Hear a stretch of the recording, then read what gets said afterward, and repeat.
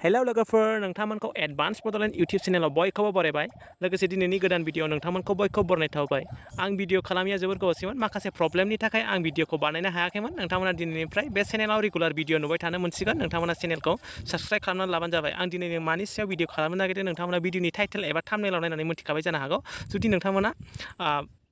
डिटेल्सै मिन्थिनो लुगैदोंबा भिडिअखौ जागायनायनिफ्राय जोबजासे नायलांबानो जाबाय जुदि चेनेलाव गोदानबा नोंथांमोना चेनेलखौ साबस्क्राइब खालाम आरो भिडिअखौ मोजां नुबा नोंथांमोना दा लाइक खालामबानो जाबाय थ' जों दानिया भिडिअखौ जागायदिनि बे भिडिअनि गेजेरजों आं नोंथांमोननो अरुनदय स्किमनि सोमोन्दै खोन्थागोन एबा अरुनदय स्किमखौ जाय एप्लाइ खालामदोंमोन बिथांमोननि मेरिट लिस्टआ ओंखारबाय सोर मोनगोन बिनि फैसाखौ बेखौ एप्लाइ खालामनो थाखाय एबा मोननो थाखाय माखासे टार्म एन्ड कन्डिसन दंमोन जायफोरनि टार्म एन्ड कन्डिसनफ्रा मिलायदों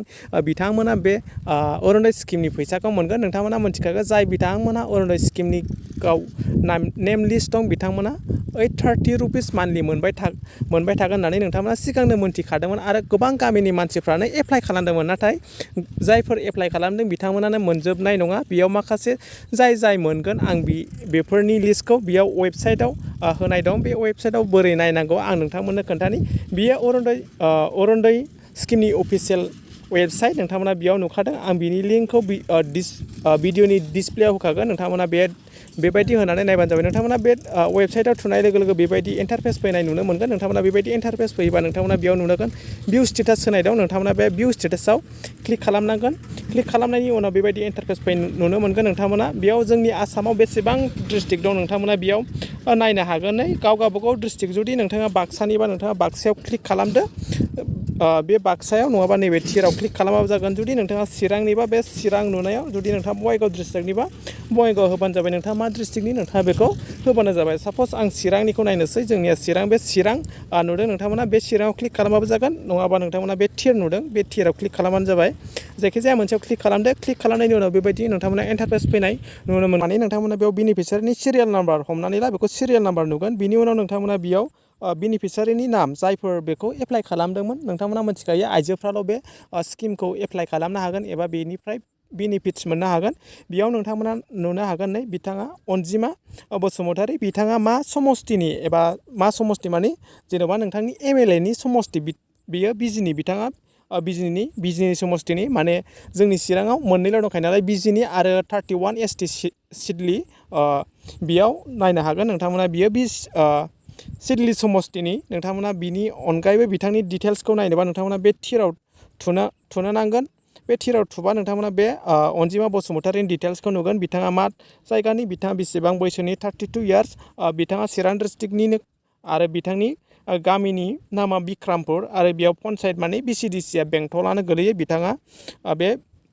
स्किमखौ मोनदों जुदि बिथाङा बे स्किमखौ मोनथावना नङाबा नोंथांमोना जेन'बा सापस हमनानै ला बेयाव थानाय सोरबा मानसिया बे स्किमखौ मोनथावना नङाबा नोंथांमोना बेखौ कमप्लेनबो होनो हागोन बेयाव राइस ए कमप्लेन होनाय दं जुदि सोरबाफोर आइजोआ साख्रि गोनां एबा बिथांना माखासे बेखौ मोननो थाखाय टार्म एन्ड कन्डिसन दं जेन'बा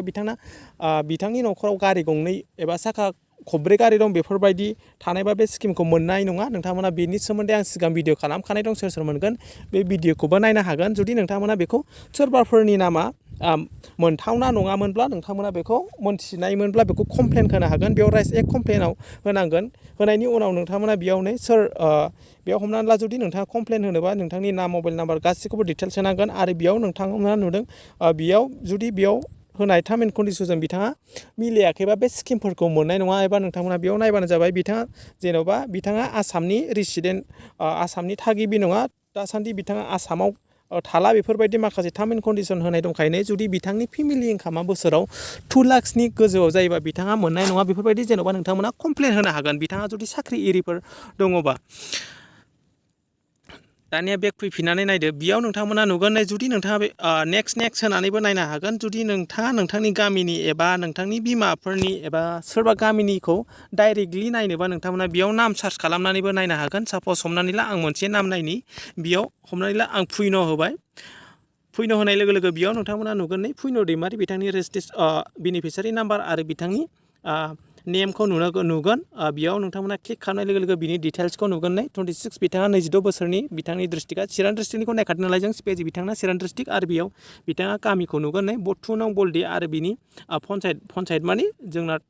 बिसिडिसि बे सुबायजार बेयाव नुगोन नोंथांमोना बिनि जुदि बिथांमोना मोनथावना नङाबा नोंथांमोना बेखौबो जायखिजाया मानसिखौनो कमप्लेन होनो हागोन जेन'बा सोरबा आइजोआ मोनथावना नङाबा नोंथांमोना बेखौ कमप्लेन होनो हागोन जुदि नोंथाङा बाक्सानिबा नोंथाङा बाक्सा डिस्ट्रिक्टआव क्लिक होनानै नायनो हागोन वेबसाइटआव फैनानै बेनिफिसारिफोरनि लिस्टखौ नायनो हागोन जुदि नोंथांमोना भिडिअखौ मोजां मोनदोंबा लाइक खालाम आरो चेनेलाव गोदानबा साबस्क्राइब खालामबानो जाबाय जुदि नोंथांमोननि गामिनि सोरबाफोरनि नामखौ नायनोबा नोंथांमोना बेबायदिनो नायनो हागोन आरो नोंथांमोननि नामा ओंखारथ'वाखैबा उनफ्राव ओंखारगोनबो जानो हागौ नोंथांमोना उनफ्राव नायफिनबानो जाबाय आसा खालामो नोंथांमोना भिडिअखौ मोनदों